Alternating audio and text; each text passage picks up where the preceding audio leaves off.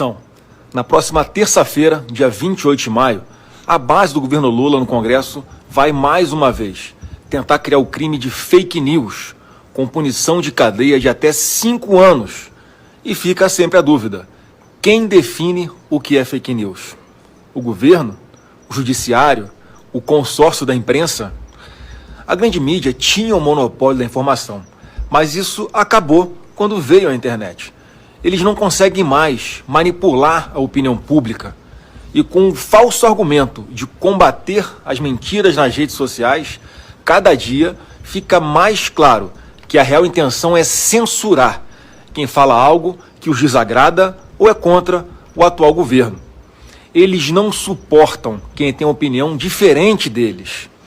A tragédia no Rio Grande do Sul provou a importância da internet livre. Está sendo fundamental para a mobilização da ajuda aos nossos irmãos gaúchos para denunciar os criminosos que tentam assaltar residências ou cobrar que o poder público tome as providências que lhe cabem de forma mais rápida. E por que, ao invés de mandar ao Rio Grande do Sul servidores técnicos e com experiência nesse tipo de situação, o Lula manda o seu ministro da propaganda? Ele está preocupado com as narrativas ou em ajudar o povo gaúcho?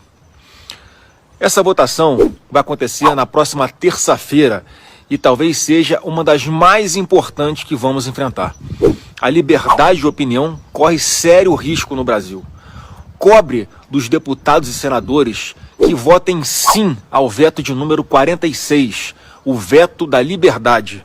São dispositivos da Lei de Segurança Nacional que foram vetados pelo presidente Bolsonaro e agora a base do governo Lula quer derrubar esses vetos para que eles determinem o que você pode ou não falar nas redes sociais.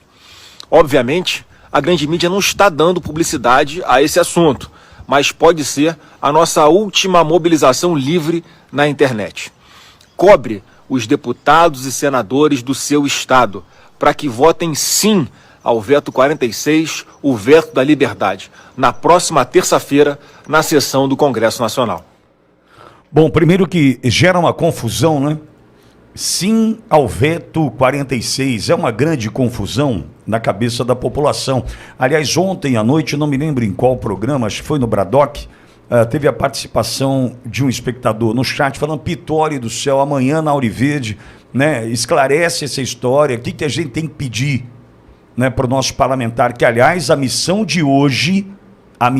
hoje, né, é você entrar na rede social do deputado aí do seu estado e pedir para ele sim ao veto.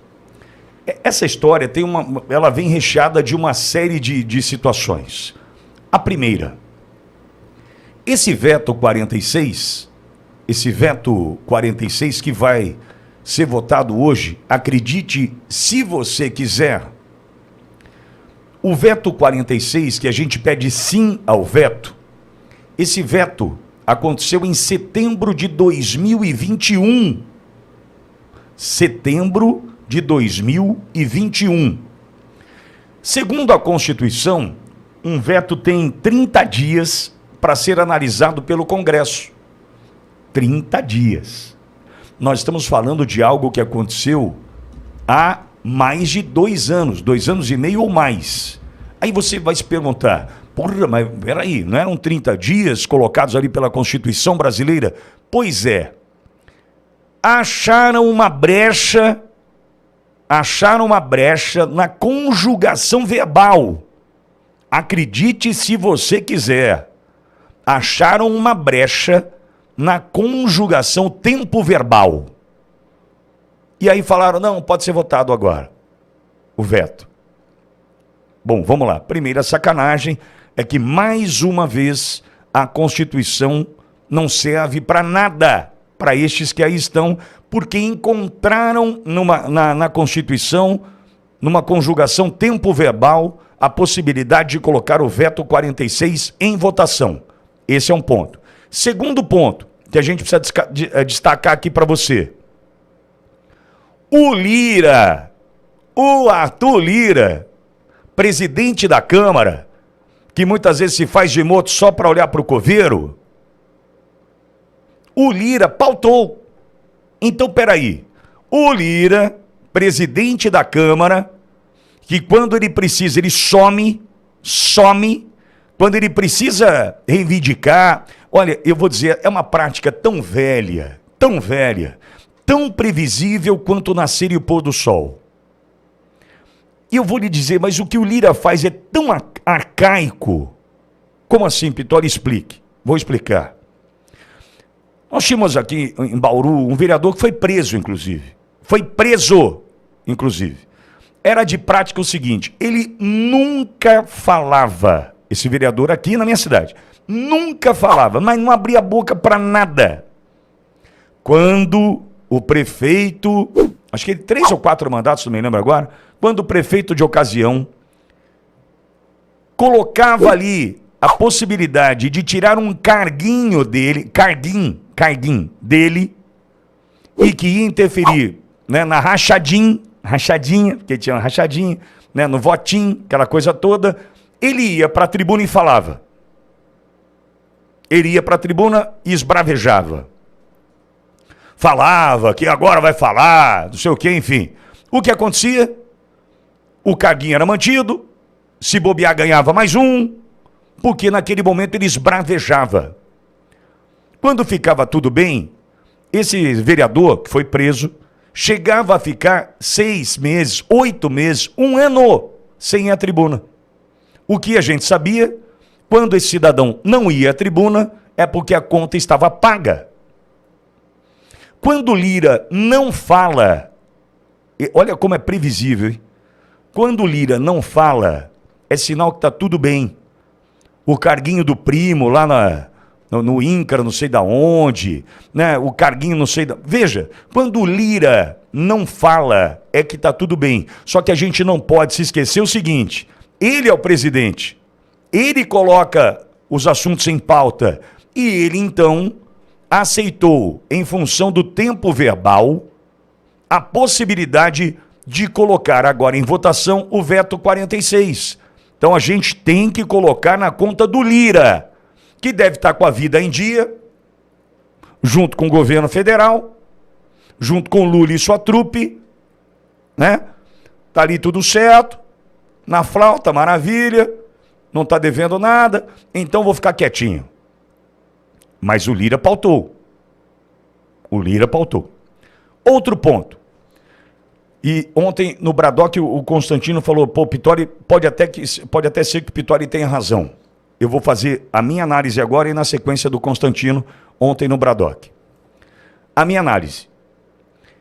Eles colocaram esse veto 46 agora em votação porque eles vão barganhar um escambo, que acabou o dinheiro. Agora vai dar um espelho, vai pegar pau-brasil, né? Aquela coisa toda, vai voltar a esse tempo o Brasil, porque acabou o dinheiro, não tem dinheiro na parada, certo? Eles colocaram esse veto em votação, o veto 46, que tem que ser sim ao veto, porque acabou o dinheiro e eles querem manter os vetos do Lula para o PL da saidinha dos presos. O Lula vetou alguns pontos da lei das saidinhas e vai entrar em votação agora também. Então, o que eu entendi, e o Constantino falou, pode ser. O que eu entendi, porra, a gente não tem dinheiro mais para negociar e investir no convencimento da tropa, desses deputados vendidos que temos aí na Câmara hoje. Então, o que eu faço? Resgato o veto 46, que é muito caro para todos nós, porque é o veto da liberdade, coloca em votação, aí a oposição vai falar, opa, esse aqui não pode entrar, isso aqui tem que ser mantido esse veto. Ah, é? Então, para vocês conseguirem os 257 votos para dizer sim ao veto 46, mantenham os vetos do Lula para a lei das saidinhas. Está sugerindo isso porque acabou o dinheiro para investir no convencimento dos parlamentares, ou seja, comprar os parlamentares. Tem esse ponto também. Então vamos ficar de olho, porque Se for mantido o veto 46, muito provavelmente também sejam mantidos os vetos do presidente Lula para a lei das saidinhas. E muito provavelmente pouca mudança haverá no quesito saidinha dos presos. Esse é um ponto. Rodrigo Constantino, consta ontem no Bradock, fez a seguinte análise e eu divido com você. Consta diz, Pitoli, vejo um ataque constante na tentativa de ferir a nossa liberdade. Concordo sem tirar e nem pôr. Por quê? Primeiro, o deputado lá do PCdoB, tem nome de cantor lá, como é que é o nome do cara lá? Tem nome de cantor lá? Orlando Silva. Não é nome de cantor, Orlando Silva? Nome de cantor. Quem é o cantor? Lembra? Orlando Silva, PL da censura 2630. Não conseguiu emplacar. Fracionaram o 2630. Chegou esses dias no meio do caos no Rio Grande do Sul, o PL 8889, que é o PL da Globo. Não avançou. Aí o João trouxe na semana passada o PL da Globo 2.0, que mudaram ali, né, colocaram uma peruca no negócio, maquiaram o PL, o projeto de lei, tentaram enfiar a goela abaixo de novo, mais uma vez um projeto de lei que feria a nossa liberdade. Aparentemente não deu certo. E agora tem essa história do veto 46, que tem que ser mantido, então é sim ao veto 46, que vai tentar, num processo eleitoral, criar o crime de fake news, que pode dar até 5 anos de cana. 5 anos de prisão. E o que significa isso? A gente já sabendo como o jogo funciona, você acha que vai ser fake news o que a esquerda falar? Não. Vai ser fake news o que a direita falar. A gente já sabe para que lado essa caneta vai pesar. A gente já sabe que vai muito provavelmente ser a pá de cal no que restava de liberdade nas redes sociais. Então, amigo, fiz questão de avançar e te explicar com muita tranquilidade o que é esse veto 46. Ele sugere a criação do crime de fake news, que ainda não existe no Brasil, cana de até 5 anos. Esse veto teria que ser apreciado pela Câmara em até 30 dias na legislatura passada. Só que o Lira encontrou uma questão de tempo verbal, vai colocar na mesa e muito provavelmente, para ser mantido o veto 46, vão manter os vetos do Lula no PL das saidinhas. E o ataque à liberdade continua. Tá explicado, João? O senhor, inclusive, falou sobre a fake news não ser crime no Brasil, mas lembrando alguns ministérios aqui do país, do governo federal, nas notas emitem o seguinte. Inclusive, nós trouxemos um tempinho atrás, dizendo que fake news era crime passível de prisão, inclusive. A nota, se não me engano, Pitoli, era da Anvisa, sobre alguma situação no Rio Grande do Sul. Até gerou um debate aqui na rádio sobre isso, mas de fato não é crime. E foi você que colocou o seguinte... Mas espera aí, fake news é crime? Eles querem transformar fake news em crime. Primeiro que fake news, como define brilhantemente o gigante Guilherme Fiuza, fake news é tudo aquilo que eles não querem que você fale. É isso. Alexandre de Moraes, presidente do TSE, disse que o portal UOL publicou uma notícia falsa sobre a Corte Eleitoral. Na sexta-feira, o site publicou uma reportagem sobre a estratégia de Jair Bolsonaro para tentar recuperar seus direitos políticos. Segundo o jornal, integrantes do TSE teriam avaliado, sob garantia de sigilo da fonte, que a tática escolhida pelos advogados para contestar a inelegibilidade de Bolsonaro teria enterrado a possibilidade de retorno do ex-presidente em 2026. Em nota, o portal UOL, o ministro Alexandre de Moraes afirma, abre aspas, sob o manto do sigilo de fonte, a jornalista inventou fatos e versões, fecha aspas. Contudo, a nota não aponta qual informação o ministro considera equivocada. Depois da publicação da nota por Alexandre de Moraes, o UOL reiterou a veracidade do conteúdo da reportagem e garantiu que a informação foi apurada junto a ministros que integram a Corte Eleitoral. Carlo Cauti, qual a sua avaliação aí sobre essa nota emitida pelo ministro Alexandre de Moraes em razão dessa reportagem que foi publicada pelo UOL? Ele disse, segundo palavras aí de Alexandre de Moraes, que a jornalista inventou fatos e versões. É forte, hein? Então, por que não aplicar a jurisprudência passada do STF contra o próprio UOL? Derruba o portal, prende a jornalista, bloqueia a conta, bloqueia passaporte, como o nosso Rodrigo Constantino, né? Bloqueia os bens. Vamos aplicar a mesma jurisprudência do passado para o UOL também. Afinal, fake news, todo mundo é fake news, tem que ter a isonomia de tratamento, né? Então, por que só uma nota reclamando e lamentando? Porque, na verdade, esse é mais uma prova de que o Alexandre de Moraes, todos os altos membros da cúpula lá em Brasília, a cúpula da República, estão dizendo todas as notícias que não gostamos são fake news. Tudo aquilo que não nos agrada é automaticamente uma notícia falsa. Tudo aquilo que demonstra que a gente está errando, que estamos gastando dinheiro público de forma errada, não eficiente, estamos desperdiçando recursos do contribuinte brasileiro, tudo a priori é fake news. Tudo não é notícia verídica e, portanto, no caso, deve ser censurada, ou o jornalista deve ser punido, ou, no mínimo, intimidado. Agora, não foi aplicada a jurisprudência mais dura contra o UOL, até porque o UOL é muito amigo da turma lá em Brasília, né? O UOL, a linha editorial do UOL sempre foi muito amigável, até excessivamente, muitas vezes, com o atual executivo e com o Supremo Tribunal Federal, mesmo nos casos dos piores abusos cometidos pelo STF.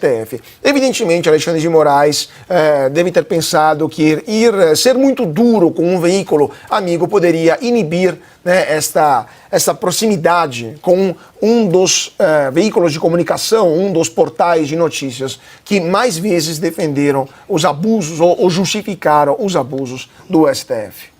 Eu queria que me resolvesse a seguinte dúvida aí.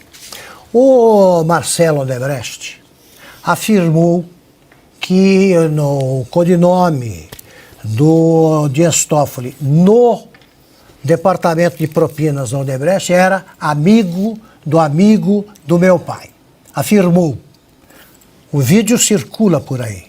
Podemos ouvi-lo. Eu sugiro até que a nossa produção mostre outra vez. Ele disse não parece isso. Coagido, né, Augusto? Não parece. Agora, veja bem. Então, foi ele o autor da fake news, se é uma fake news. Por que acaba de ser perdoado pelo Dias Toffoli, que é o ofendido? Eu queria que me resolvesse esse mistério. Alguém fala a verdade, é preso, né? Entra no inquérito. Ou, segundo o Dias Toffoli, segundo o Alexandre de Moraes, é uma mentira, né? O que contou, o que disse, o que começou a espalhar o Marcelo Odebrecht. E por que foi perdoado? Por que foi inocentado? Não é fake news quando dita por ele. E a delação segue valendo. Vale só o que ele contou, o que ele ganhou contando mentiras. Ele conta uma mentira e por isso sai da cadeia e não precisa pagar o que combinou. Que tal?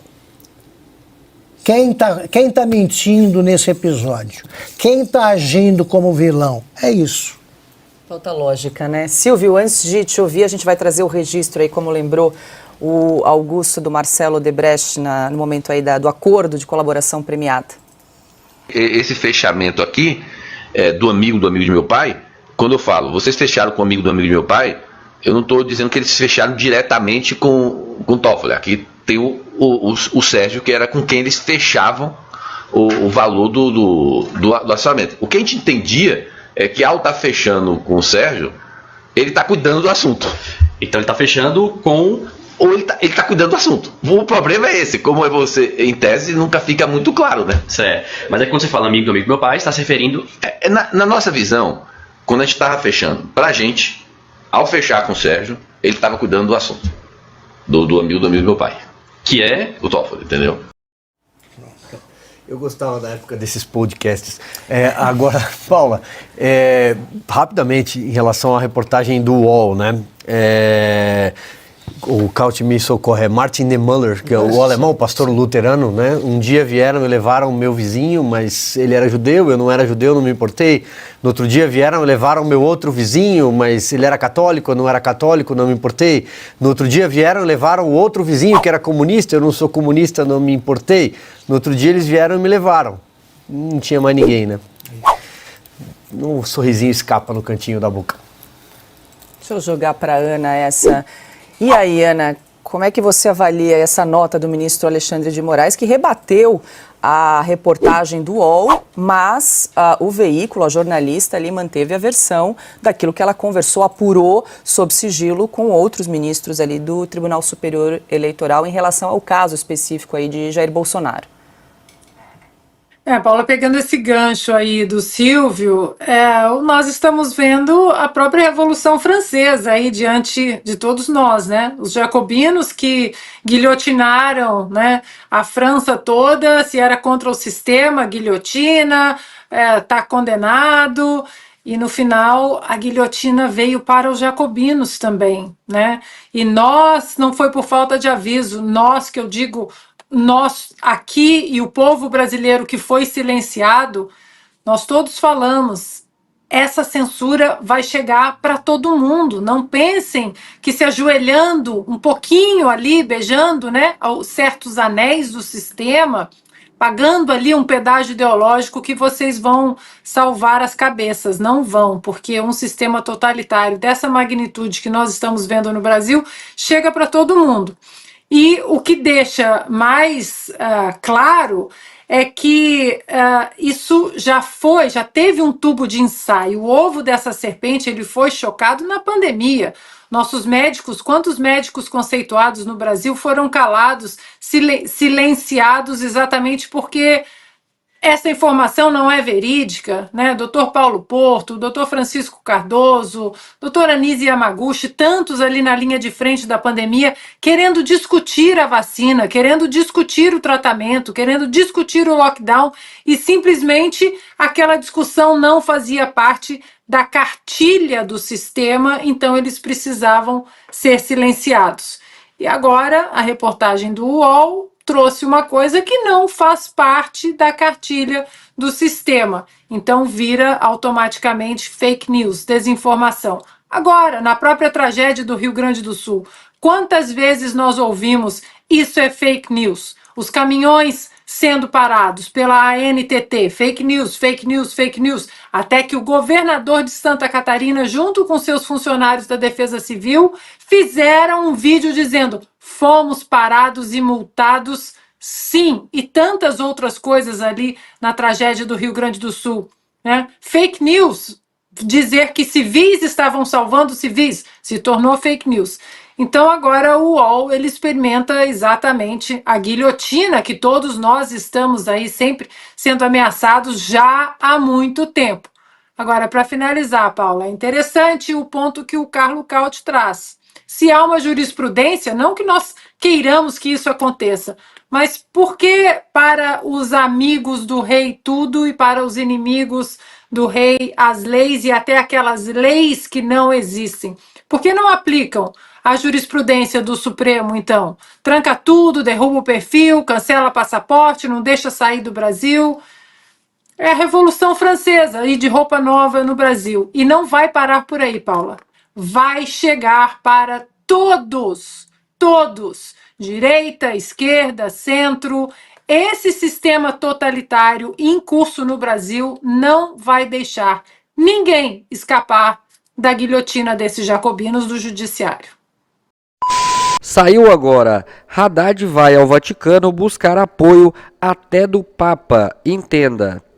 Na próxima semana, o ministro da Fazenda, Fernando Haddad, viajará para o Vaticano com o objetivo de defender a proposta de taxação dos super ricos. Sua participação ocorrerá no workshop intitulado Enfrentando a Crise da Dívida no Sul Global, promovido Pontifícia Academia de Ciências Sociais, um braço de estudos da Santa Fé. Segundo informações do Metrópolis, atualmente está em andamento uma negociação para uma possível audiência entre o titular da Fazenda brasileiro e o Papa Francisco, visando obter o respaldo da máxima autoridade da Igreja Católica para a tributação dos bilionários. Uma manifestação pública favorável à proposta por parte do Papa Francisco seria fundamental para ampliar a divulgação da mensagem de Haddad à opinião pública global. A taxação dos super ricos é um dos principais tópicos da presidência do Brasil no G20 em 2024. Recentemente, França, Espanha, África do Sul e países latino-americanos manifestaram apoio à ideia. A proposta consiste na criação de um sistema tributário internacional com impostos corporativos internacionais, tendo uma alíquota de 20%. Além disso, seria constituído um fundo complementado pela taxação da riqueza dos super ricos. Essa ideia tem sido desenvolvida pelos economistas Gabriel Zucman e pela premiada Nobel de Economia Esther Duflo. O fundo proposto teria um montante de 500 bilhões, recursos que seriam direcionados para projetos socioambientais, com o objetivo de combater a pobreza e as mudanças climáticas. Há cerca de 15 dias, João Pedro Stedley, do Movimento dos Trabalhadores Rurais Sem Terra, entregou uma carta assinada por movimentos populares do Brasil, Argentina e América Latina ao Papa. Dessa carta, os movimentos expressam forte apoio à iniciativa do ministro da Fazenda brasileiro, Fernando Haddad, que apresentou aos governos do G20 uma proposta de tributação global dos bilionários do mundo. Queremos informar que nossos movimentos apoiam firmemente a iniciativa do ministro da Fazenda brasileiro, Fernando Haddad, que apresentou aos governos do G20 uma proposta de tributação global dos bilionários do mundo, diz o documento a que o portal Metrópolis teve acesso.